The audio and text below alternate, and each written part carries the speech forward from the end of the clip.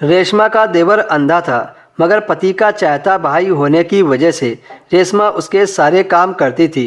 कभी उसके कपड़े बदलती तो कभी उसके पास बैठकर उसकी सारी बातें सुनती थी। और उसका अंधा देवर भाभी भाभी कहकर रेशमा के और करीब हो जाता था। लेकिन एक रात जब रेशमा उसके कपड़े बदल रही थी तो उसके देवर ने रेशमा के साथ जो किया उसे देखकर तो रेशमा की चीख निकल गई, क्योंकि उसके देवर ने रेशमा को बेड पर पटक कर। कभी कभी स्थिति ऐसी हो जाती है कि सामने से दिखने वाला व्यक्ति एक सच्चा और ईमानदार लगता है, जो अंदर से काफ़ी ज़्यादा बहरूपिया का किरदार निभाते हैं। कुछ ऐसा ही रेशमा के साथ भी हो रहा था। रेशमा का छोटा देवर जो अंधा था, वो रेशमा को टुकुर टुकुर देख रहा था और मुस्कुरा रहा था।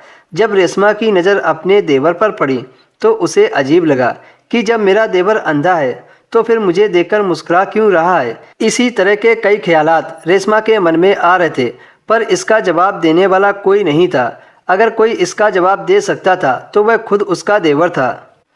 वही सच्चाई बता सकता था। दरअसल जब रेशमा की शादी हुई थी तब उसका देवर अंधा नहीं था, पर फिर भी कुछ अजीब सा व्यवहार वो रेशमा के साथ करता था। जैसे कि जब रेशमा पहली बार विदा होकर अपने ससुराल आई थी तो सभी लोग मुंह दिखाई की रस्म में उसका चेहरा देखकर और छोटा सा मिठाई का टुकड़ा खिलाकर और कुछ पैसे देकर चले जाते थे। पर जब रेशमा का देवर विकी रेशमा के पास आया तो उसने कुछ अजीब सी हरकत की थी। घूंघट उठाते ही वो अपनी भाभी को एकटक देखे जा रहा था। जब एक दो बार रेशमा की नज़र विकी पर पड़ी तो वह खुद शर्मा गई और अपनी निगाहें नीचे कर ली। पहले विकी ने एक मिठाई का छोटा टुकड़ा भाभी को खिलाया और उसका बचा हुआ टुकड़ा यानी कि जूठी मिठाई अपनी भाभी की वह खुद खा गया। रेशमा यह देखकर हैरान रह गई और मन ही मन सोचने लगी कि मेरे देवर ने ऐसा क्यों किया, कहीं वो मेरे साथ गलत करने का इरादा तो नहीं रखता है। फिर रेशमा ने यह सोचकर बात को टाल दिया कि वह छोटा है, अभी उसे इतनी समझ कहाँ है। अगले दिन रेशमा का पति अपने भाई के साथ बाजार जा रहा था, तभी अचानक से एक बाइक वाले ने विकी के टक्कर मार दी, जिससे विकी को सिर पर गहरी चोट लग गई। जब उसके भाई ने हॉस्पिटल में भर्ती किया तो पता चला कि उसके भाई की आंखों की रोशनी चली गई है, जिसे सुनकर विकी का भाई रो पड़ा। विकी उसका इकलौता भाई था जिसे रेशमा का पति अपने दिलो जान से प्यार करता था। अपने देवर के अंधे होने पर रेशमा ही उसका सारा काम करती थी।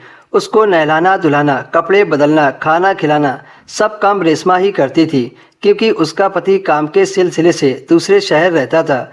ऐसे ही एक रात रेशमा अपने देवर के कपड़े बदल रही थी, तभी उसके देवर ने रेशमा को बाहों में ले लिया। ये देखकर रेशमा डर गई और देवर से बोली, ऐसा क्यों कर रहे हो, तुम तो अंधे हो, तो तुम्हें कैसे पता चला कि मैं कहाँ खड़ी हूँ। तभी विकी ने अपना चश्मा उतारा और कहा, कौन अंधा, मैं तो इसी दिन का इंतजार कर रहा था कि कब तुम रात को मुझे कमरे में अकेले मिलो, ताकि मैं तुम्हारे साथ तुम्हारी खूबसूरती के मज़े ले सकूं। मैंने तुमको पाने के लिए अंधापन का नाटक किया। अपने देवर की ऐसी नीच बातें सुनकर रेशमा के पैरों तले से ज़मीन खिसक गई। तभी विकी ने रेशमा को बेड पर पटक दिया और फिर उसके ऊपर आ गया।